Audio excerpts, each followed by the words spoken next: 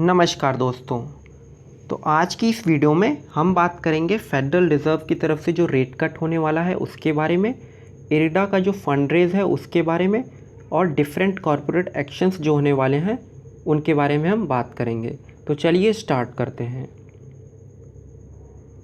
तो देखिए, federal reserve की अगर बात की जाए रेट कट को लेकर, तो जो जैक्सन होल सिंपोजियम थी जिसमें Federal Reserve chairman Jerome Powell की तरफ से एक क्लियर इंडिकेशन आया है कि the time has come for policy to adjust, मतलब कि जो इंटरेस्ट रेट को लेकर जो पॉलिसी चली आ रही है उसको एडजस्ट, उसको चेंज करने का टाइम आ गया है, यानी कि इंटरेस्ट रेट कट करने का टाइम आ गया है।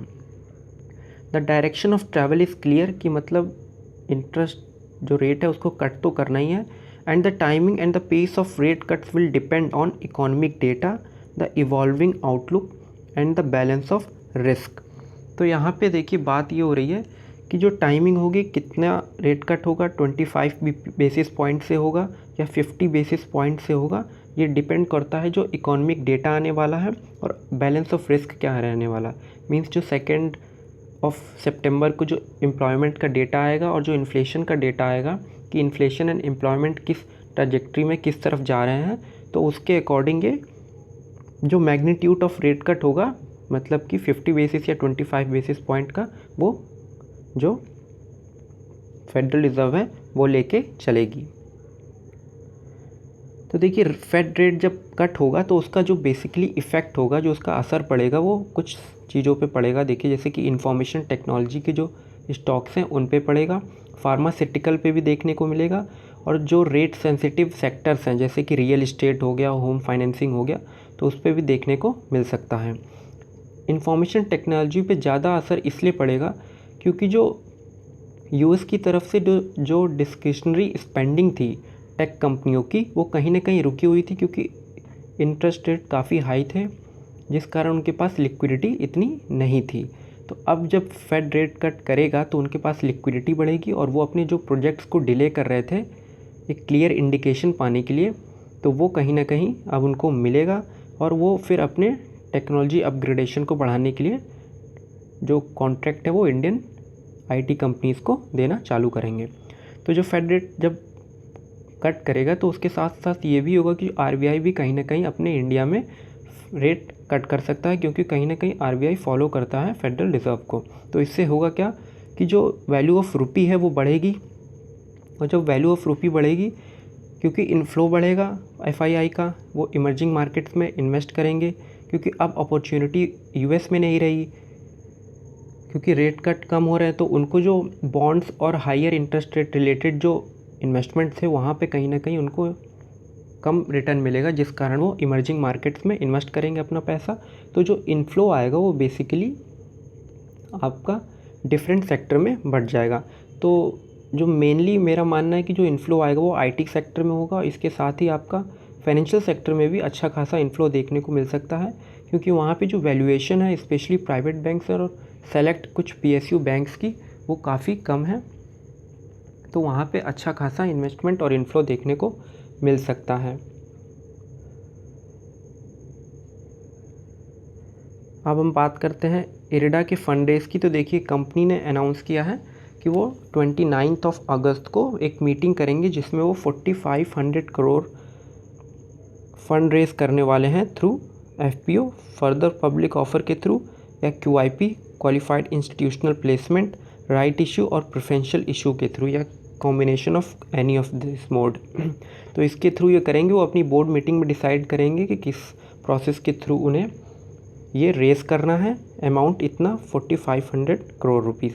तो ये एक अच्छी खबर है क्योंकि ये एक सनराइज सेक्टर है, रिन्यूएबल एनर्जी, और यहाँ पे अच्छा खासा इन्वेस्टमेंट और फाइनेंसिंग की ज़रूरत पड़ेगी। लेकिन एक जो रिपोर्ट आ रही है सीएनबीसी आवाज़ की तरफ से, ये एक रिपोर्ट है, एक ऑफिशियल कंफर्मेशन नहीं है अभी, कि government to dilute 10% stake in PSU IRDA. तो यहाँ पे ये जो न्यूज़ आ रही है थोड़ी बहुत निगेटिव हो सकती है शॉर्ट टर्म के लिए को, क्योंकि जब गवर्नमेंट अगर डाइल्यूट करती है अपना स्टेक 10% से, तो वो काफ़ी डिस्काउंट में बेचेगी।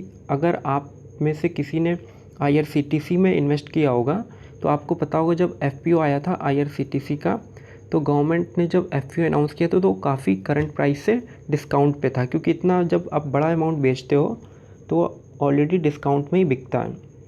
तो इसका थोड़े दिनों के लिए नेगेटिव इम्पैक्ट पड़ सकता है शेयर प्राइस पे, लेकिन ओवरऑल जो लॉन्ग टर्म ग्रोथ स्टोरी है इरडा की वो एकदम इंटैक्ट है, एकदम बनी हुई है।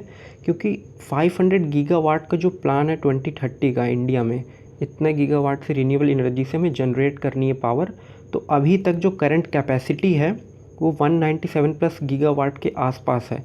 यानी कि अभी 6 ईयर्स का गैप मान के चलिए है, और आपको 300 गीगावाट के अप्रॉक्सीमेटली जनरेट करनी है कैपेसिटी। तो देखा जाए तो 50 गीगावाट कैपेसिटी ईच ईयर अभी अगर आप जनरेट करते हैं तो एक अच्छा खासा मतलब कि स्टैंडर्ड होगा। तो उसको देखते हुए अभी जो इस सेक्टर में जो फाइनेंस की जो नीड है, मतलब कि जो फंड्स की नीड है वो काफ़ी ज़्यादा है, और ये कंपनी आने वाले समय में लॉन्ग टर्म के लिए काफ़ी अच्छा बेहतर कर सकती है। तो एक पर्सनल डिस्क्लोज़र की तरह मैं बताऊँ मैं, तो मेरा इसमें निवेश है इरडा में, तो मेरी सलाह यही रहेगी कि आप अपना एनालिसिस करने के बाद ही इसमें कोई भी निवेश करें। और मैं एक बात और बताना चाहता हूँ कि अगर इसमें कोई भी डिप्स आती है तो मैं इसको ऐड करूँगा।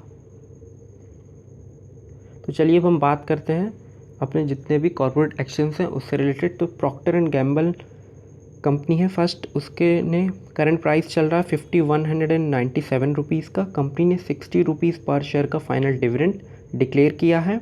डिविडेंड यील्ड मोर देन 1% के अबव है। रिकॉर्ड डेट 28 नवंबर डिसाइड की गई है। डिविडेंड की पेमेंट 5 दिसंबर के बाद की जाएगी with in 30 days. Next company है न्यूक्लियस सॉफ्टवेयर लिमिटेड, 1378 रुपीज़ का करंट प्राइस चल रहा है।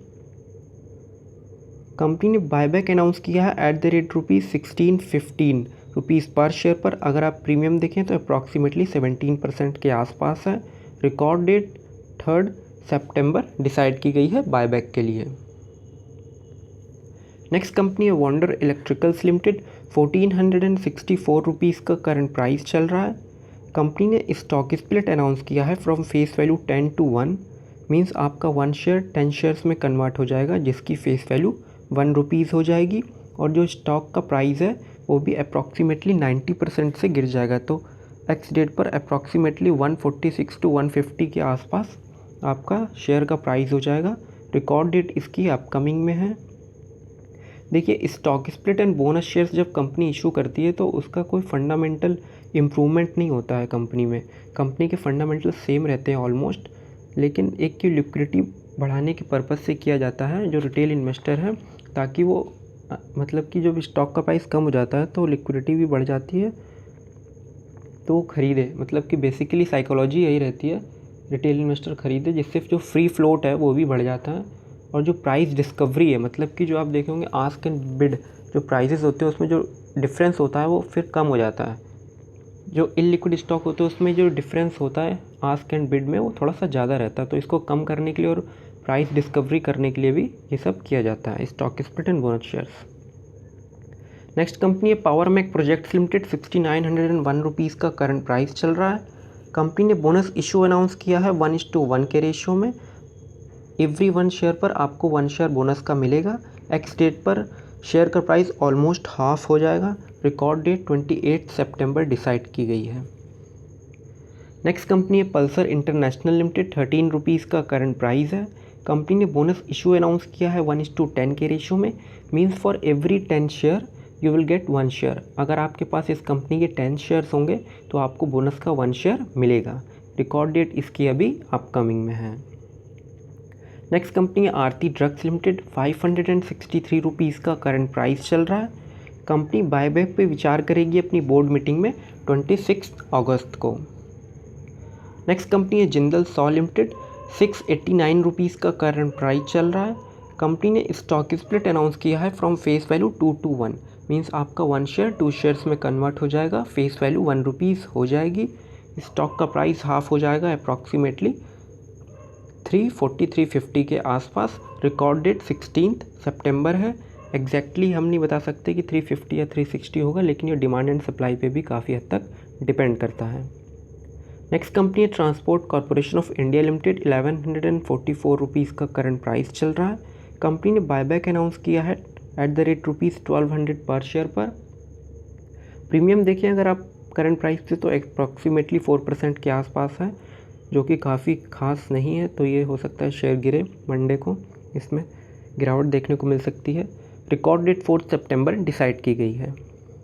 तो फ्रेंड्स आज की इस वीडियो में इतना ही। वीडियो इन्फॉर्मेटिव लगी हो तो आप लाइक कीजिएगा, शेयर कीजिएगा, साथ में चैनल को भी सब्सक्राइब कीजिएगा। Thank you for watching.